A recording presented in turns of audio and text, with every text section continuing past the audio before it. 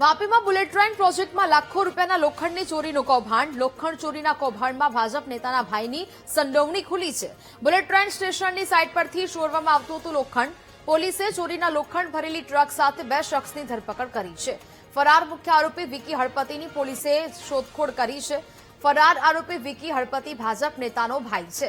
ભાજપ યુવા મોરચા પ્રમુખ પારસ હળપતિનો ભાઈ છે આ વિકી, જેની પોલીસ દ્વારા શોધખોળ શરૂ કરવામાં આવી છે.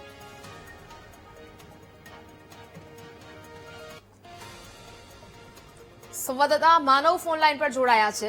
માનવ, વાપીમાં બુલેટ ટ્રેન પ્રોજેક્ટ ચાલી રહ્યો છે. લાખો રૂપિયાના લોખંડની ચોરીનું કૌભાંડ સામે આવ્યું છે. શું વિગત? આપણે જણાવવાનું કે આ કિસ્સે ગંભીર ઘટના કહી શકાય, કારણ કે સ્ક્રેપ ચોરીના મામલા તો વલસાડ જિલ્લામાં ઘણા આવતા હોય છે, પરંતુ આ જે ચોરી થઈ હતી તે જે પીએમના જે ડ્રીમ પ્રોજેક્ટ છે બુલેટ ટ્રેન, એના પરિસરમાંથી ઘણા સમયથી આ પ્રકારે ચોરી થતી હતી અને જ્યારે ડુંગરા પોલીસે આ મામલે મોટી સફળતા મળી છે અને 2 આરોપીની ધરપકડ કરવામાં આવી છે. અને આ કે સમગ્ર ઘટનાનો જે માસ્ટર માઇન્ડ છે વિકી હળપતિ, એ ભાજપના જે યુવા પ્રમુખ છે પારસ હળપતિ, તેનો સગો ભાઈ છે.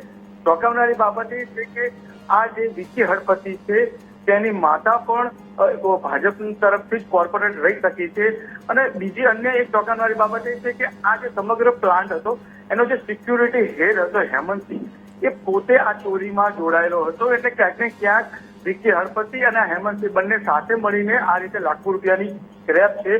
કારણ કે જે મટીરિયલ આવતું એ જયારે મટીરિયલ વપરાતું અને કેટલુંક મટીરિયલ ત્યાં રાખવામાં આવતું ને તેની આ લોકો રાતમાં ચોરી કરી જતા હતા. અને આ ઘટનામાં જે અન્ય જે સિક્યુરિટી ગાર્ડ હતો તેને માર મારવામાં આવ્યો હતો અને તેનો મોબાઈલ તેને ધમકી આપી સમગ્ર આ આખું જે કાંડ કરવામાં આવ્યો હતો. હવે જે રીતે ધારનો ગુનો દાખલ કરવામાં આવ્યો છે, 2 આરોપી ઝડપાઈ ગયા છે. હવે ટૂંક સમયમાં જે આ વિકી હળપતિ છે એ ઝડપાશે ત્યારે અન્ય મોટા ખુલાસા થશે, કારણ કે કરોડો રૂપિયાનો જે આ સ્ક્રેપ છે એની કઈ રીતે ચોરી થતી અને ક્યાં વેચવામાં આવતો.